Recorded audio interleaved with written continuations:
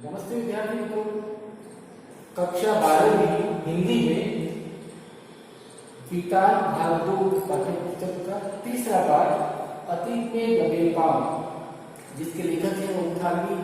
पिछले वीडियो में हमने इसकी व्याख्या की, तो मुद्दों के आधार पर जो हमने चर्चा की, 3 मुद्दे जो है उसके ऊपर हमने चर्चा की। पहला इसमें था कि सिंधु सभ्यता साधन संपन्न थी, और लेकिन उसमें आडंबर नहीं था, दिखावा नहीं था। यानी कि हमने बात की कि उस वक्त जो चीजें लोगों के पास होनी चाहिए वो सब कुछ था, यानी पर्याप्त मात्रा में सभी कुछ उपलब्ध था, लेकिन दिखावा नहीं था। जैसे कि मैंने बात की थी, जैसे बड़े बड़े महल हो, बड़े बड़े मंदिर जो भी होता है, धार्मिक सब लोग हो, या इस राजा या रानी के बहुत ज्यादा गहने हो, कपड़े हो, ये सब कुछ ऐसा दिखावा नहीं था, आडंबर नहीं था।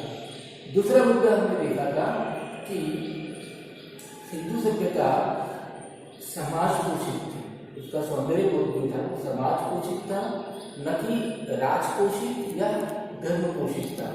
यानी कि समाज को ध्यान में रख करके वहाँ जो भी निर्माण कार्य होता था, जो भी चीजें बनाई जाती थी, वो सब कुछ समाज के उपयोग के लिए था, और उसी में उनका निखार, उनकी सुंदरता दृष्टिगत होती थी। तीसरा हमने मुद्दा देखा था कि सिंधु सभ्यता जो है वो ताकत से अनुशासित नहीं थी, लेकिन अपनी समझ से थी। यानी उनका एक अंडरस्टैंडिंग, उनका एक कॉमन जो है अंडरस्टैंडिंग जो है वो बहुत ही बढ़िया था, उससे ही वो सेल्फ डिसिप्लिन लोग थे। आइए चौथे मुद्दे पर निर्णय करते हैं। चौथा है मुद्दा कि मोहनजोदड़ो की सभ्यता पूर्ण विकसित सभ्यता। पूर्ण विकसित सभ्यता इसे कहेंगे कि जहाँ सभी कुछ पर्याप्त मात्रा में उपलब्ध हो, जो जीने के लिए जरूरी होता है। देखते हैं, लेखक कहता है कि मोहनजोदड़ो में सिंधु सभ्यता के अवशेष बिखरे पड़े। मोहनजोदड़ो में जो सिंधु सभ्यता की जो कल्चर था, वो सब था, तो उसके अवशेष यानी उसके एविडेंस जो भी है वो वहाँ बिखरे पड़े हैं। वहाँ देखते ही पता चलता है कि वह इतिहास में कैसा था। यहाँ के मकानों की सीढ़ियाँ उस कालखंड यानी टाइम पीरियड, उस कालखंड तथा उससे पूर्व का एहसास कराती है। मकानों की सीढ़ियाँ जो देख के हमें पता चलता है कि उस वक्त क्या था, कैसे लोग थे, किस तरह से रहते थे, और उससे पूर्व का मोहनजोदड़ो के वक्त का, टाइम पीरियड का, तत्कालीन समय का, और उससे पहले के समय में कैसी गतिविधि होती थी, कैसे वो लोग थे, सब उसका एहसास हमें कराती है मकानों की सीढ़ियाँ। जब यह सभ्यता अपने चरम पर रही होगी, अपने चरम पर मतलब क्लाइमेक्स पर, जब कोई सभ्यता काफी आगे बढ़ जाती है, विकसित होती है, तो उनके अंदर जो वेलनेस होता है, जो साधन संपन्नता होती है, तो वो सब कुछ हमें यहाँ मकान और उसकी सीढ़ियाँ देख करके एहसास होता है। इतिहास बताता है कि यहाँ कभी पूरी आबादी रहती थी, करीब 85,000 लोग की आबादी थी, ऐसा बताया गया है पाठ में कि यहाँ की आबादी जो है रहती थी, पूरी आबादी रहती थी 85,000 के आसपास। यह सभ्यता विश्व की प्राचीनतम सभ्यता है। मैं आपको ये पहले भी बता चुका हूँ कि ये जो सभ्यता है वो दुनिया की सबसे प्राचीन सभ्यता है। यहाँ के अधूरे पायदानों पर खड़े होकर हम गर्व महसूस कर सकते हैं कि जिस समय दुनिया में ज्ञान की सूर्योदय नहीं हुआ था, उस समय हमारे पास एक सुसंस्कृत और विकसित सभ्यता थी। बड़ा खड़े रह करके हम एहसास, ये अनुभूति हम कर सकते हैं कि ये यहाँ बताया कि हम गर्व महसूस करते हैं, प्राउड फील कर सकते हैं कि दुनिया में जब ज्ञान की सूर्योदय नहीं था, यानी कि इतने वेल लर्न या टेक्नोलॉजी नहीं थी, इतने लोग बुद्धिशाली नहीं थे, तो ऐसा ज्ञान का सूर्योदय नहीं होता था। उस वक्त हमारे पास ये सुसंस्कृत यानी वेल कल्चर और विकसित यानी कि डेवलप सभ्यता थी। कल्चर कैसा था? वेल कल्चर और डेवलप था ये। तो ये यहाँ के जो अवशेष है उनको देख करके हमें पता चलता है। इसमें महानगर भी थे, यानी मेगा सिटी भी थी, बहुत सारे लोग थे। इनको विकसित होने में भी काफी समय लगा होगा, जाहिर है इनको विकसित होने में समय लगा होगा। जो हमारे इतिहास को आंखों के सामने प्रत्यक्ष कर देता है, मोहनजोदड़ो को देख करके हमें ये जो इतिहास है वो हमारी आंखों के सामने प्रत्यक्ष उपस्थित हो जाता है। उस समय का ज्ञान उनके द्वारा स्थापित मानदंड यानी कि क्राइटेरिया है, किस तरीके से मकानों का निर्माण होता था, किस तरह से खेती बाड़ी के साधन औजार वगैरह बनाए गए थे, किस तरह से वहाँ की करेंसी थी, किस तरह के वहाँ के खिलौने थे, किस तरह के अलग अलग चीज़ें जो हमारे रोजमर्रा जो काम में घर में काम लगती है, वो सब चीज़ें जो वहाँ पर बनाई वो हमारे लिए एक आदर्श है, एक स्टैंडर्ड हमारे सामने आदर्श ये मानदंड रखता है, जो आज भी हमारे लिए अनुकरणीय है। यानी आज भी हम उसको फॉलो कर सकते हैं कि इस तरह के सारे हम हो सकते हैं। तत्कालीन नगर योजना, तत्कालीन यानी उस वक्त की नगर योजना यानी नगर कंस्ट्रक्शन वहाँ का आज की नगरीय संस्कृति में प्रयोग किया जाता है।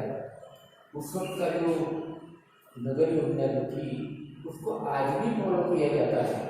इतने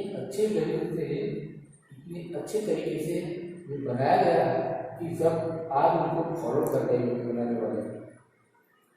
आगे का मुद्दा देखते हैं।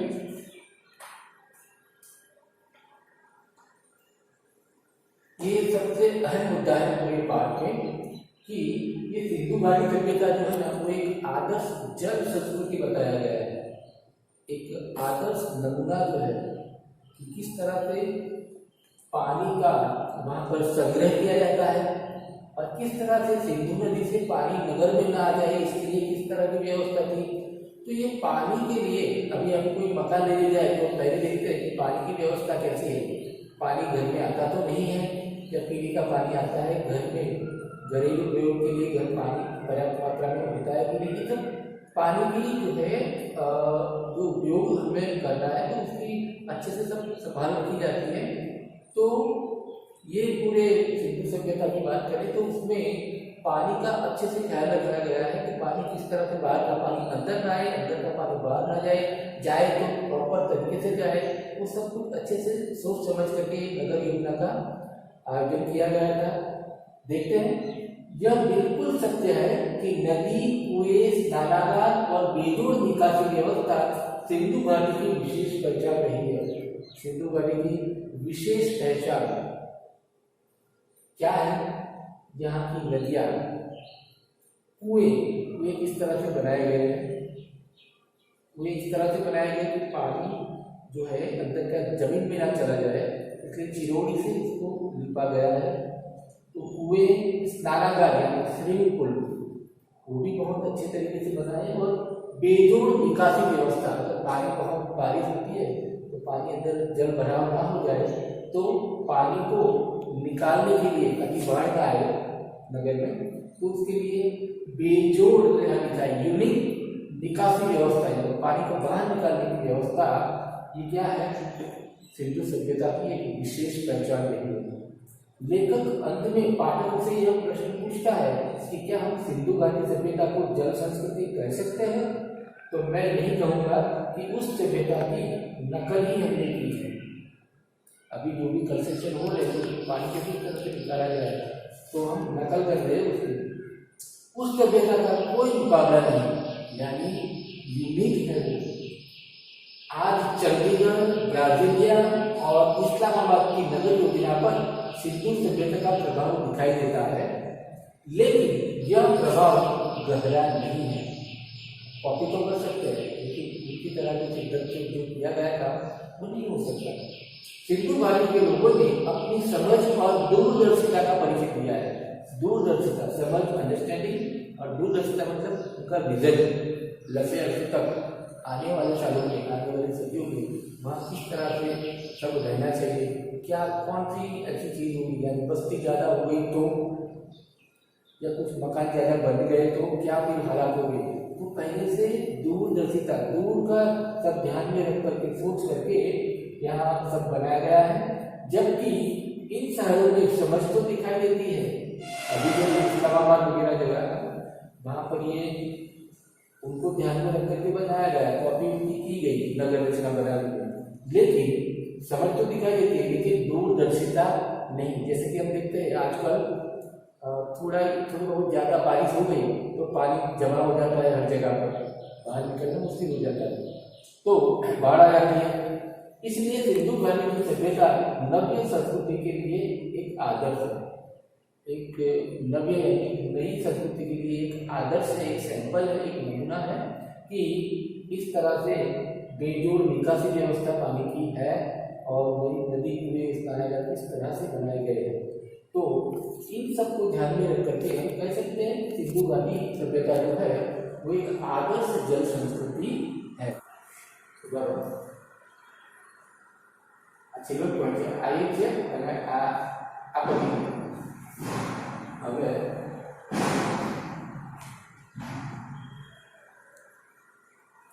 आइए छठा मुद्दा देखते हैं। सिंधु घाटी की सभ्यता केवल अवशेषों के आधार पर बनाई गई एक धारणा है। तो हम ये बात करते कि हमारे पास उस वक्त का कोई आदमी नहीं है, ना उनसे कोई ऐसे लेख वगैरह जो है कि जिसे हम पढ़ करके समझ सके कि वहाँ की संस्कृति ऐसी थी वैसी थी। हम तो सिर्फ उनकी जो भी एविडेंस मिले उसके बेस पर एक अनुमान है, एक धारणा लगाई है कि वहाँ की संस्कृति ऐसी होगी। किस तरह से यह बताया हमने कि सिंधु घाटी सभ्यता के विषय में जानकारी मोहनजोदड़ो व अन्य क्षेत्रों की खुदाई से मिले अवशेषों से मिलती है।